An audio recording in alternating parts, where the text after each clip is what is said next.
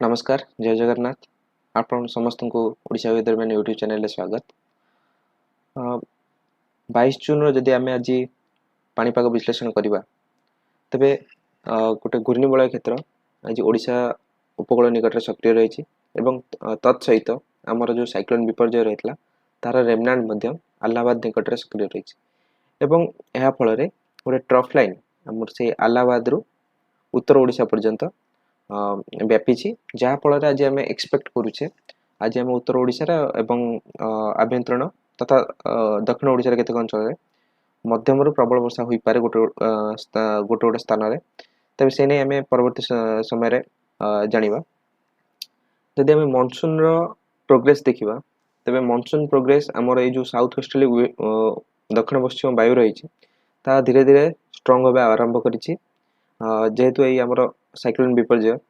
Week बर्तमान week हो फल आमर से साउथ वेस्टर्ली जो विंड रही है धीरे धीरे स्ट्रंग होबार आरंभ कर आम 22 तारीख आज पूर्वानुमान देखुचे टिके डिप करुचे आमर से बेलगावी पाखापाखि किंतु आम जदि गत आमर आसंता काली पूर्वानुमान देखुचे तेरे से साउथ वेस्टर्ली विंड्स आमर आहरी इन्फ्लुएंस करोची एवं आपन जो देखते ओडिशा कोस्ट रे मध्य तार इन्फ्लुएंस अधिक रोची तबे गत काली ही आमर मोस्ट प्रोबेबली रोची आमर मानसून ओडिशार बहुत अंचल को अग्रसर हो पारे किंतु आजिर केतक मानसून क्राइटेरिया देखले जना पड़ुछि कि आमर ओडिशार केतक अंचल आमर से दक्षिण ओडिशार कोरापुट अंचल रे मानसून में भी ऑनसेट हो सारी तबे आम जदि वर्तमान सैटेलाइट इमेज को अनुधान करबा से आमर जो देखुतले सिनोप्टिक चार्ट रे जेमते होइतला गोटे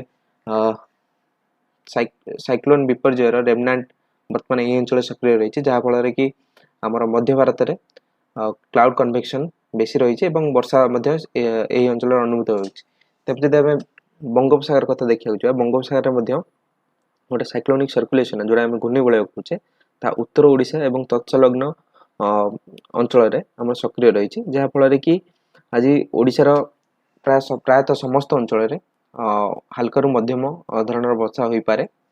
एवं तो यह सहित गोटे आम यह सहित आमर गोटे ट्रफ लाइन आमर से रेमनांट ऑफ साइक्लोन विपर्यय आमर ये घूर्णिबलय पर्यंत लंबी जहाँ प्रभाव में उत्तर ओडिशार मध्य केतक अंचल आज आम घड़घड़ी सहित वर्षा हो पारे सूर्य विकर्ण रश्मि जोड़ा रही जोड़ा भूपृष्ठ वायुमंडल को प्रत्यावर्तन करता है तो सही रश्मिर जदि परिमाण देखा ताहा जिते कम रही है से आमर गोटे मनसून अनसेट डिक्लेयर कर आईएमडी क्राइटेरिया रही है से भैल्यूटा कम रही है तेज आम जो पिंक कलर देखुचे सेटा ही हूँ माने आमर सबुठु कम से अंचल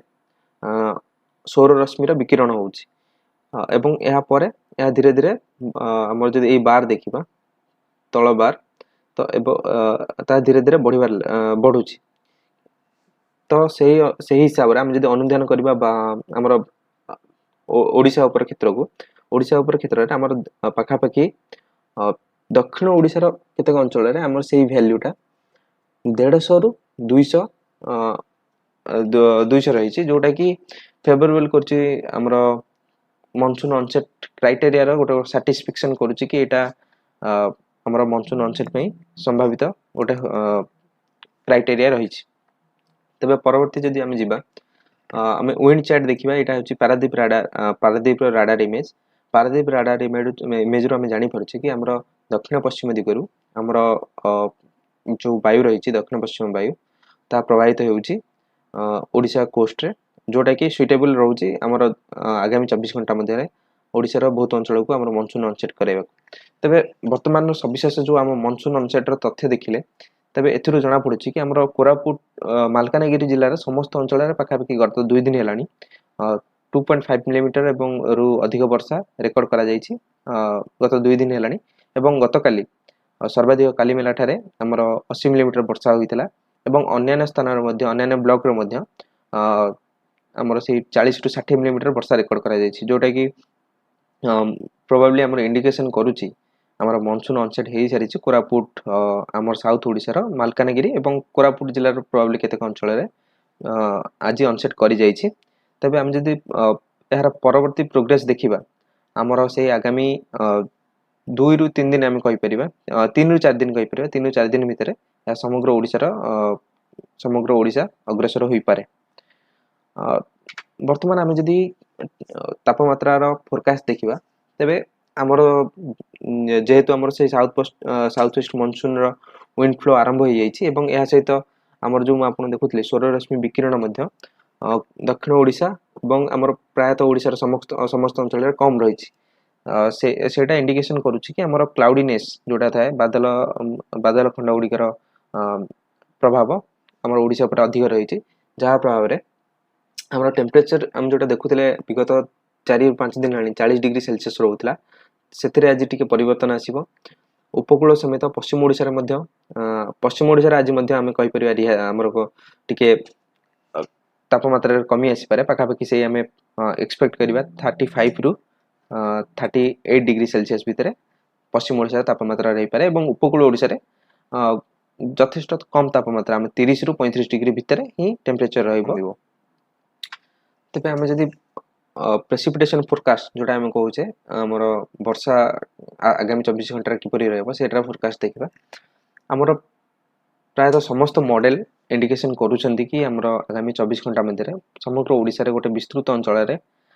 हल्कार मध्यम एवं दक्षिण विशेषकर दक्षिण ओडिशा के पकेट रे भारी वर्षा हो पारे। आमर जोटा भारी वर्षार जो पूर्वानुमान रही से सब जिला हूँ मालकानगिरी कोरापुट एवं तत्सहित गंजाम गजपति रायगड़ा आमर कंधमाल कलाहांडी नवरंगपुर एवं नुआपड़ा केतक अंचल भारी वर्षा हो पारे। तब पश्चिम ओडिशा आज आमर हल्का रु मध्यम धरण वर्षा अनुभूत हो पारे जहाँकि आम एक्सपेक्ट करुचे अपराह्न कि संध्या समय। नॉर्थ ओडिशा आज केतक अंचल आम जो कहे अत्यंत स्वल्प समय गोटे हल्का वर्षा अनुभूत हो पारे। उपकूल ओडिशा कथा देखा गले आमर पुरी गंजाम पुरी केन्द्रापड़ा जगतसिंहपुर भद्रक यही सब जिला मानक आज हल्का रु मध्यम धरण वर्षा देखा मिल पारे। पुरी जिलार केतक अंचल आम गोटे गोटे अंचल मध्यम रु प्रबल वर्षा अनुभूत हो पारे। तेज आम जब कटक और भुवनेश्वर कथा देखा जा कटक और भुवनेश्वर आज हालुका मध्यम धरण वर्षा अनुभूत हो पारे। वीडियो मुझे समाप्त करुच्ची तेज गतकाली मुझे आहरी किसी अपडेट नहीं आप आसबि। धन्यवाद।